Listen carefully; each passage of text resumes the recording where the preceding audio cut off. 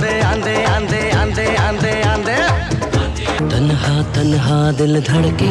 तन्हा दिल घबराए। दोस्तों, बॉलीवुड में हर साल कई फिल्में रिलीज होती रहती हैं, जिनमें से कई फिल्में ब्लॉकबस्टर हो जाती हैं, कुछ सुपरहिट होती हैं, कुछ फिल्में हिट होती हैं और कुछ फ्लॉप हो जाती हैं। यहाँ तक कि कुछ फिल्में डिजास्टर भी हो जाती हैं। जिनमें से कई फिल्मों में ऐसी बात होती है जिसकी वजह से लोग उन्हें सालों सालों तक याद रखते हैं। तो वहीं कई फिल्में ऐसी भी होती हैं जो आज रिलीज होती हैं और दूसरे दिन ही लोग उनको भूल जाते हैं। लेकिन जब एक फिल्म बनना शुरू होती है तो चाहे फिल्म का डायरेक्टर हो या एक्टर हो, उसमें अपना 100% देने की कोशिश करता है। और फिल्म बनाते टाइम पर उनको भी इस बात का अंदाजा नहीं होता है कि ये फिल्म सुपरहिट हो जाएगी या ये फिल्म डिजास्टर हो जाएगी। लेकिन फिल्म चाहे हिट हो या फ्लॉप हो, लेकिन हर एक फिल्म अपने बनने के पीछे की अपने आप में बहुत सारी कहानियां समेटे होती है। तो आज हम जिस फिल्म के बारे में बात करने वाले हैं वो है साल 1998 में आई फिल्म अंगारे। मुंबई अंडरवर्ल्ड की थीम पर आधारित इस क्राइम एक्शन ड्रामा फिल्म में हमें नजर आए थे अक्षय कुमार, नागार्जुन, पूजा भट्ट, सोनाली बेंद्रे,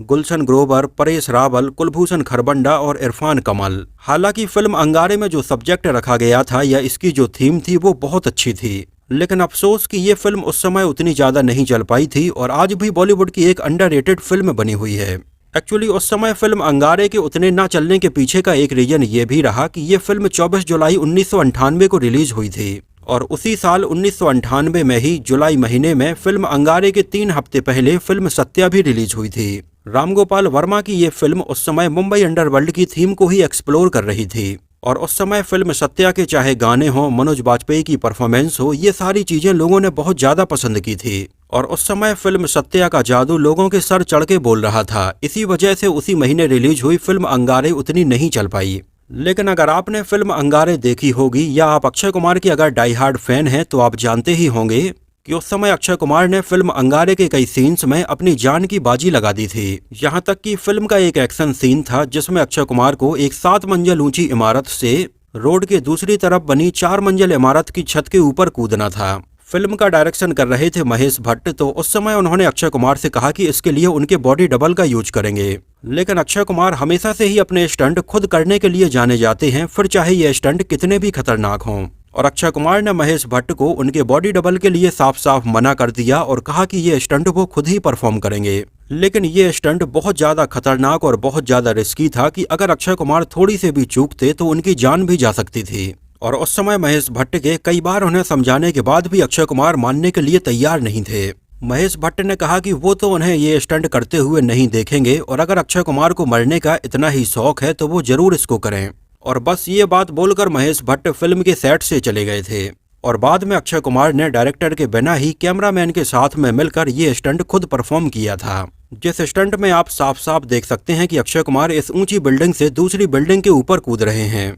और इन दोनों ही बिल्डिंग्स के बीच में ये रोड है जिसके ऊपर गाड़ियां चल रही हैं और लोग भी निकल रहे हैं। लेकिन अक्षय कुमार ने बड़ी ही आसानी से ये स्टंट कंप्लीट कर लिया था और इस बिल्डिंग से वो दूसरी बिल्डिंग की छत पर पहुंच गए थे। और यहाँ पर पर्टिकुलर सीन में आप देख सकते हैं कि कैमरा एक बार भी कट नहीं होता है। अक्षय कुमार कूदते हैं और कैमरा जूम होकर हमें अक्षय कुमार को ही दिखाता है और ऐसा इसलिए किया गया था जिससे कि ऑडियंस को ये सीन बिल्कुल ऑथेंटिक लग पाए। नहीं तो अक्सर आपने एक्शन फिल्मों में देखा होगा कि जब भी हीरो बिल्डिंग की छत से कूदने वाला होता है तो कैमरा एंगल चेंज हो जाता है और बिल्डिंग से गिरते हुए हमें उनका बॉडी डबल दिखाया जाता है और नीचे हमें फिर से हीरो की शक्ल दिखाई जाती है। लेकिन भाई अक्षय कुमार के केस में ऐसा बिल्कुल भी नहीं है और यही एक रीजन है कि अक्षय कुमार को बॉलीवुड का खिलाड़ी कहा जाता है, जिसको उन्होंने आज तक मेंटेन किया हुआ है। हालांकि फिल्म अंगारे में ऐसा एक नहीं कई खतरनाक स्टंट थे जिनके बारे में हम आगे इस वीडियो में बात करेंगे। वीडियो में आगे बढ़ने के पहले आपको बता दें कि बॉलीवुड फ्लैशबैक का ऑफिशियल इंस्टाग्राम अकाउंट भी आ गया है,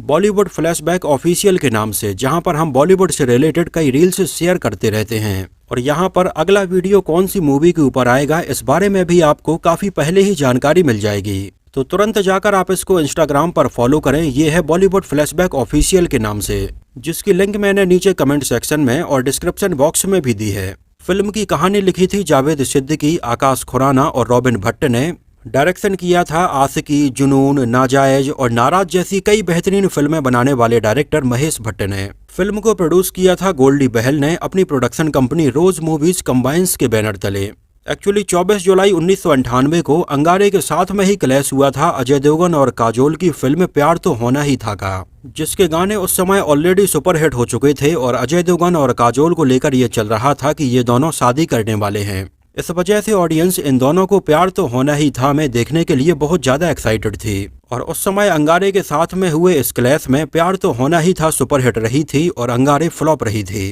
अंगारे का म्यूजिक एल्बम कंपोज किया था अनु मलिक और आदेश श्रीवास्तव ने और इसके म्यूजिक एल्बम में टोटल 8 गाने रखे गए थे। हालांकि उस समय फिल्म अंगारे का म्यूजिक एल्बम भी कुछ खास पॉपुलर नहीं हो पाया था, सिवाय इसके 1 या 2 गानों को छोड़कर। फिल्म के गाने थे तन्हा तन्हा, आंदे आंदे, यादें कितनी यादें, हर कोई मेहरबान, ले चलो तुम जहां, रंगीला, तुम ही मेरे हमनसी। गानों के लिरिक्स लिखे थे जावेद अख्तर ने और इन गानों में आवाजें थीं अलका याग्निक, उदित नारायण, अभिजीत भट्टाचार्य, अमित कुमार, हरिहरन और अनुराधा पौडवाल की। एक नज़र डालते हैं इसके बजट और बॉक्स ऑफिस कलेक्शन के ऊपर तो फिल्म का बजट रखा गया था लगभग 3.5 करोड़ रुपए और उस समय इंडिया में इसने कलेक्शन किया था लगभग 2 करोड़ 83 लाख रुपए और वर्ल्ड वाइड में लगभग 5 करोड़ 1 लाख रुपए का कलेक्शन किया था। और अंगारे साल 1998 में आई एक फ्लॉप फिल्म रही थी जिसको उस समय लगभग 120 स्क्रीन्स पर रिलीज किया गया था और ये सिनेमा हॉल में देखने के लिए लगभग 25 लाख लोग आए थे और ये 1998 में पैसे कमाने के मामले में काफी पीछे 36वें नंबर पर थी।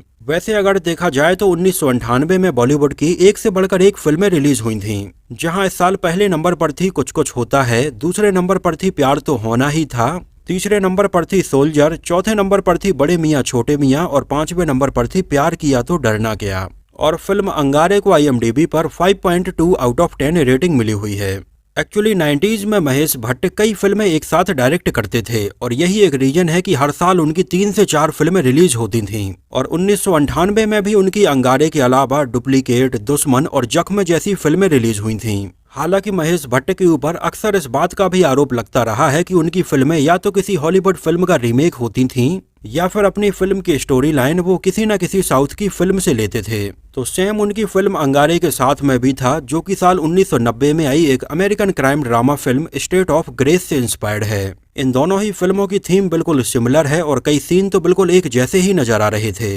हालांकि महेश भट्ट ने इसके ड्रामा में इंडियन ऑडियंस के हिसाब से थोड़ी बदलाव जरूर किया था। एक्चुअली स्टेट ऑफ ग्रेस साल 1990 में आई थी और महेश भट्ट काफी पहले से ही इसके ऊपर फिल्म बनाने का प्लान कर रहे थे। उस समय रमेश बहल की प्रोडक्शन कंपनी रोज मूवीज के बैनर तले अमिताभ बच्चन की साल 1991 में आई फिल्म इंद्रजीत रिलीज हुई थी और रमेश बहल उस समय इंद्रजीत के बाद में एक और फिल्म बनाने का प्लान कर रहे थे जिसके लिए उस समय जावेद अख्तर ने लिरिक्स लिखे थे, लेकिन आगे चलकर कुछ मिसअंडरस्टैंडिंग होने की वजह से उन्होंने इसको छोड़ दिया था। यहाँ तक कि उस समय अनु मलिक ने भी इसके लिए 2-3 गाने कंपोज किए थे, लेकिन उनके साथ में भी कुछ मिसअंडरस्टैंडिंग हुई और अनु मलिक ने भी ये बीच में ही छोड़ दी और आगे चलकर इसके बाकी के गाने आदेश श्रीवास्तव ने कंपोज किए थे। लेकिन इतना सब होने में बहुत ज्यादा समय हो गया और 1995 और 96 का समय आ गया तो उस समय महेश भट्ट इससे बतौर डायरेक्टर के तौर पर जुड़े और फिल्म बड़े तौर पर अनाउंस हुई। उस समय फिल्म के लिए पूरी स्टार कास्ट महेश भट्ट ही फाइनल करने वाले थे और उन्होंने अपनी पसंद के हिसाब से ही इन्हें साइन किया था।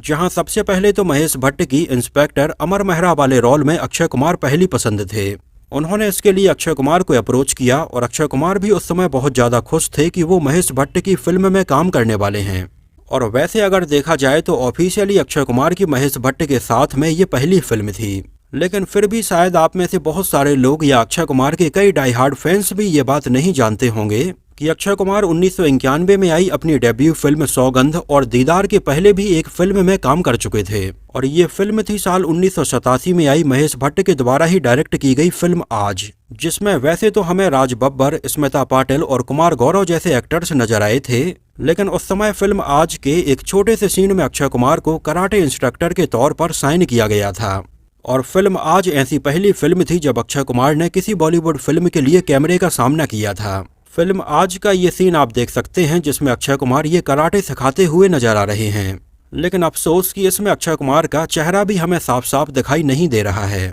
तो महेश भट्ट की फिल्म आज में अक्षय कुमार ने पहली बार कैमरे का सामना किया था और अब फाइनली वो महेश भट्ट की फिल्म अंगारे में नजर आने वाले थे। अक्षय कुमार के अलावा दूसरे एक्टर के तौर पर महेश भट्ट ने अपनी पिछली फिल्म क्रिमिनल में ही नजर आए नागार्जुन को साइन किया, जिनका काम उन्हें क्रिमिनल में बहुत ज्यादा पसंद आया था और महेश भट्ट के नागार्जुन बिल्कुल फेवरेट एक्टर थे। और उस समय महेश भट्ट नागार्जुन के साथ में फिल्म अंगारे के अलावा जख्म में भी काम कर रहे थे, जो दोनों ही फिल्में साल 1998 में ही रिलीज हुई थीं। इन दोनों के फाइनल हो जाने के बाद पहले इसमें अक्षय कुमार की अपोजिट लीड एक्ट्रेस के तौर पर मनीषा कोइराला को अप्रोच किया गया था, लेकिन उस समय डेट्स की प्रॉब्लम के चलते मनीषा कोइराला इसमें काम नहीं कर पा रही थीं। उस समय मनीषा कोइराला के इसके लिए मना करने के बाद में अक्षय कुमार के अपोजिट एक टाइम पर ममता कुलकर्णी को भी अप्रोच किया गया, जो इसके पहले अक्षय कुमार के साथ में वक्त हमारा है, अशांत और सबसे बड़ा खिलाड़ी जैसी फिल्मों में काम कर चुकी थीं। लेकिन उस समय अक्षय कुमार और ममता कुलकर्णी के रिलेशन थोड़ी अच्छे नहीं चल रहे थे और उस समय ममता कुलकर्णी अक्षय कुमार के साथ में किसी भी फिल्म में काम करना नहीं चाहती थीं और उन्होंने इसके लिए मना कर दिया था। एक्चुअली हुआ ये था कि एक फिल्म के सेट पर अक्षय कुमार ममता कुलकर्णी के मेकअप रूम में जबरदस्ती घुस गए थे और उस समय वो ममता कुलकर्णी के साथ में काफी फ्रेंडली बिहेव कर रहे थे। हालांकि हो सकता है कि अक्षय कुमार का इंटेंशन कोई खराब ना हो, लेकिन उस समय ममता कुलकर्णी को अक्षय कुमार की ये बात पसंद नहीं आई और आगे चलकर उन्होंने अक्षय कुमार के साथ में किसी भी फिल्म में काम नहीं किया। अब अक्षय कुमार के डाई हार्ड फैंस मुझे गाली देने लग जाएं, इसके पहले आप ये पुरानी मैगजीन की कटिंग देखिए, जिसमें उस समय का ये आर्टिकल छपा हुआ है और मैं ये बात अपने मन से बनाकर नहीं बोल रहा हूँ। हालांकि इस बारे में बहुत ही कम लोगों को जानकारी है, लेकिन जो फैक्ट है, जो सच्चाई है, वही हमारे इस चैनल पर आपको बताई जाती है। और बॉलीवुड फ्लैशबैक यूट्यूब का एक ऐसा चैनल है जहां पर हर एक फैक्ट बताने के पहले उसको कई बार क्रॉस चेक किया जाता है और पुराने न्यूज़पेपर, मैगजीन्स की कटिंग से या इंटरव्यू से कई बार उसको वेरीफाई करवाने के बाद में वीडियो में इंक्लूड किया जाता है। और हमारे वीडियोस में जो भी फैक्ट हैं या जो भी बातें बताई जाती हैं वो बिल्कुल पूरी तरह से सही होती हैं। हालांकि कई बार एडिटिंग में या प्रोनाउंसिएशन में थोड़ी बहुत गलती जरूर हो जाती है, लेकिन हमारी कोशिश यही रहती है कि आपको बिल्कुल सही डेटा प्रोवाइड किया जाए। तो खैर, उस समय ममता कुलकर्णी के इसके लिए मना कर देने के बाद में फाइनली महेश भट्ट ने अपनी बेटी पूजा भट्ट को ही इसमें साइन किया और ये अक्षय कुमार और पूजा भट्ट की साथ में आई पहली और एकमात्र फिल्म है। पूजा भट्ट के अलावा इसमें नागार्जुन के अपोजिट सोनाली बेंद्रे को साइन किया गया और गौर करने वाली बात यह है कि फिल्म अंगारे के सेट पर ही पहली बार सोनाली बेंद्रे अपने फ्यूचर हस्बैंड गोल्डी बहल से मिली थीं, जो अपने पिता के साथ मिलकर ये फिल्म प्रोड्यूस कर रहे थे और अक्सर फिल्म के सेट पर सोनाली बेंद्रे से मिलते ही रहते थे। और फिल्म अंगारे के सेट पर धीरे धीरे इन दोनों के बीच में प्यार हुआ और आगे चलकर 2002 में इन दोनों ने शादी कर ली थी। गोल्डी बहल के बारे में बताएं तो उन्होंने अभिषेक बच्चन के साथ में 2001 में बस इतना सा ख्वाब है को डायरेक्ट किया था। हालांकि उस समय ये फिल्म नहीं चल पाई थी और आगे चलकर एक बार फिर से 2008 में गोल्डी बहल ने अभिषेक बच्चन के साथ में फिल्म द्रोणा को डायरेक्ट किया था।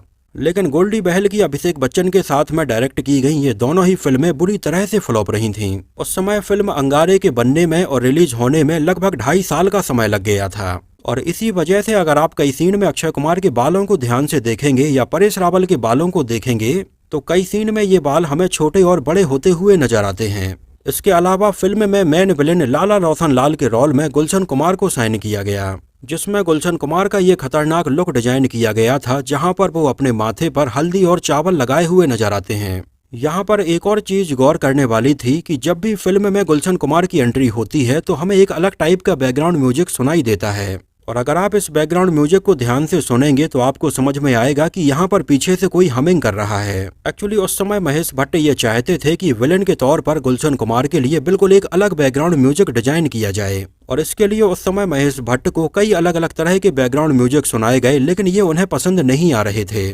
उस समय महेश भट्ट ने ये आइडिया दिया कि गुलशन कुमार के बैकग्राउंड म्यूजिक के तौर पर एक गुनगुनाने की आवाज रखी जाएगी। हालांकि पहले इस आवाज को एक डबिंग आर्टिस्ट से रिकॉर्ड करवाया गया, लेकिन ये भी महेश भट्ट को पसंद नहीं आ रही थी और बाद में फाइनली महेश भट्ट ने यह डिसाइड किया कि जैसा वो इस किरदार के लिए सोचते हैं वो इसके लिए खुद ही गुनगुनाएंगे और फाइनली महेश भट्ट ने काफी जोर जोर से अपने गुनगुनाने की इस आवाज को रिकॉर्ड किया और उनके इस गुनगुनाने की आवाज को काफी फिनिश करके फाइनली फिल्म अंगारे में गुलशन ग्रोवर के बैकग्राउंड म्यूजिक के तौर पर यूज किया गया था। और आप फिल्म में गुलशन ग्रोवर का ये बैकग्राउंड म्यूजिक सुनेंगे तो आप समझ सकते हैं कि ये पीछे महेश भट्ट के हमिंग की ही आवाज है। हालांकि उस समय ये फिल्म नहीं चली थी, लेकिन इसमें अक्षय कुमार और नागार्जुन की जोड़ी को लोगों ने काफी पसंद किया था, खासकर से फिल्म के कई सीन में जब ये दोनों हमें ये लंबी चेक शर्ट पहने हुए नजर आते हैं। उस समय फिल्म अंगारे बॉक्स ऑफिस पर नहीं चल पाई थी, लेकिन महेश भट्ट को फिल्म की ये थीम बहुत ज्यादा पसंद थी और यहाँ पर गौर करने वाली बात यह है कि ये कहानी state of the grace Hollywood film से इंस्पायर्ड थी, जिससे इंस्पायर्ड होकर महेश भट्ट ने पहले साल 1998 में फिल्म अंगारे बनाई,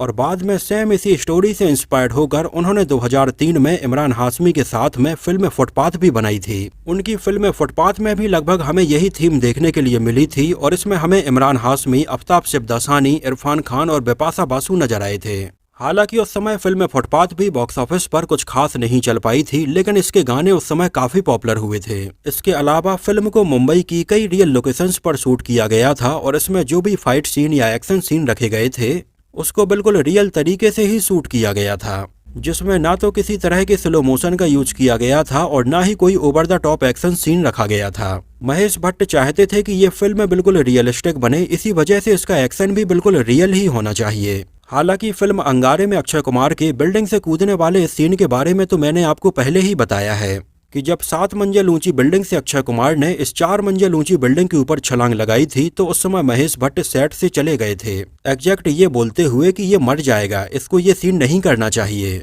और अगर फिर भी तुम्हें ये सीन करना है तो करो, मैं तुम्हें मरते हुए नहीं देखना चाहता हूँ। इस सीन के अलावा स्टार्टिंग में भी कई खतरनाक सीन थे जहां पर अक्षय कुमार हेलीकॉप्टर से नीचे लटकते हैं और हेलीकॉप्टर से नीचे लटकने के बाद में एक बिल्डिंग के ऊपर कूदते हैं। इसमें भी किसी भी तरह के बॉडी डबल का यूज नहीं किया गया था। इतना करने के बावजूद भी अक्षय कुमार इस बिल्डिंग से नीचे रस्सी से लटकते हैं। जिन सारे खतरनाक स्टंट सीन को खुद अक्षय कुमार ने ही किया था। इसके अलावा फिल्म के क्लाइमैक्स में भी एक चलती हुई डबल डेकर बस के ऊपर वो हमें खड़े हुए नजर आते हैं। इतना ही नहीं, वो दूसरी डायरेक्शन से आ रही दूसरी डबल डेकर बस के ऊपर छलांग भी लगाते हैं और चलती हुई बस के ऊपर से वो दूसरी डायरेक्शन में दौड़ते हैं और नीचे लटकते हुए भी नजर आते हैं। मतलब वाकई में यार, अक्षय कुमार के इन सारे खतरनाक सीन्स के लिए तो तालियां बजाना जरूर बनती है। अक्षय कुमार सर में वाकई में इतना डेडिकेशन और इतना पैशन है कि वो अपनी जान की परवाह किए बिना ही ये स्टंट करते थे। और ये तो मैं केवल अंगारे के स्टंट बता रहा हूँ, आगे चलकर चाहे खिलाड़ी 420 हो, इंटरनेशनल खिलाड़ी हो या अक्षय कुमार की और भी कोई सी फिल्म हो, उन्होंने एक से बढ़कर एक खतरनाक स्टंट किए हैं। और ऐसा करने के बारे में अक्षय कुमार का ये कहना था कि जो ऑडियंस पैसे खर्च करके फिल्म देखने के लिए आती है उनके साथ वो चीट करना नहीं चाहते हैं कि अपनी जगह पर खतरनाक स्टंट में वो अपने बॉडी डबल को उन्हें दिखा दें। अगर ऑडियंस किसी हीरो की फिल्म ये भरोसा करके आती है कि इसमें हमें ये एक्टर देखने के लिए मिलेगा, तो चाहे पूरी फिल्म हो या फिर इसमें रखे जाने वाले खतरनाक स्टंट हो, ऑडियंस को हीरो ही नजर आना चाहिए। इस वजह से वो ऑडियंस के साथ में कभी भी चीटिंग नहीं करते हैं। और शायद यही एक रीजन है कि अक्षय कुमार के उस समय से बने डाई हार्ड फैंस उनके खराब समय में भी उनके साथ में खड़े हुए थे, क्योंकि उन्हें अपने चहेते एक्टर का ट्रू पोटेंशियल पता है। इसके अलावा फिल्म अंगारे की ऑडियो कैसेट में हमें एक गाना सुनने के लिए मिला था, तुम ही हो मेरे हमनसीं, लेकिन इस गाने को फिल्म में नहीं रखा गया था और आगे चलकर सेम इसी गाने को साल 1999 में आई फिल्म मानसून में रखा गया था। हरिहरन की आवाज में ये गाना रिकॉर्ड किया गया था और ये गाना बहुत अच्छा है। अगर आप लोगों ने इसको नहीं सुना है तो इसको एक बार जरूर सुनिए।